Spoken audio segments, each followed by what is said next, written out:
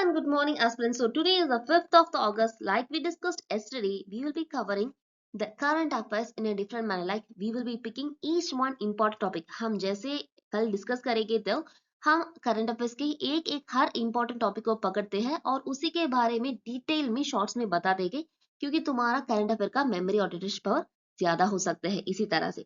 सो पहला न्यूज हम पिक करेंगे कि Telangana cabinet examines the Kaleshwaram probe report. इसका अंदर से हम पढ़ते हैं। इस न्यूज के बारे में सिर्फ इतना ही लिखता है कि स्ट्रक्चरल फॉल्ट है, ये स्ट्रक्चरल फॉल्ट के ऊपर पर रिपोर्ट सबमिट हो गया, तो इसके बारे में तुम्हें इसकी जरूरत नहीं है। तुम्हें इससे क्या न्यूज पकड़ना है कि लिफ्ट इरिगेशन सिस्टम का न्यूज पकड़ना है। इसी टॉपिक तुम्हारे लिए इंपॉर्टेंट है, lift irrigation versus gravity canal.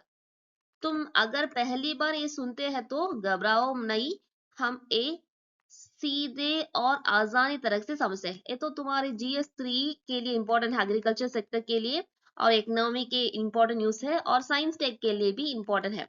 सो ये कालेश्वरम प्रोजेक्ट कहाँ पर है? तेलंगाना पर है। ओके, तेलंगाना का ज्योग्राफी कैसा है? तेलंगाना का ज्योग्राफी तो डेक्कन प्लाट्यू एरिया है, मतलब सी लेवल से ऊंचा है। ठीक है, सो सी लेवल से जो भी लैंड ऊंचा है उसके ज्यादा की ज्यादा एरिया को हमें इरिगेट करना है, तो हमें ग्रेविटी कैनाल से इरिगेट नहीं कर सकते हैं।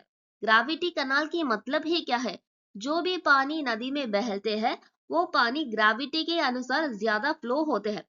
अगर ग्रेविटी के अनुसार फ्लो होते हैं तो नदी ऊपर है, और जो भी लैंड इरिगेट करना है ना वो नदी के नीचे है। सो नेचुरली जैसे फ्लो होते हैं और ये लैंड को इरिगेट करते हैं। ठीक है, पर एक तेलंगाना पर ऐसा नहीं हो सकता है, क्योंकि तेलंगाना का ज्योग्राफी ही कुछ अलग है। यहाँ तो डेक्कन प्लाट्यू है, डेक्कन प्लाट्यू है, और नदी जिस नदी है, गोदावरी भी है और कृष्णा भी है।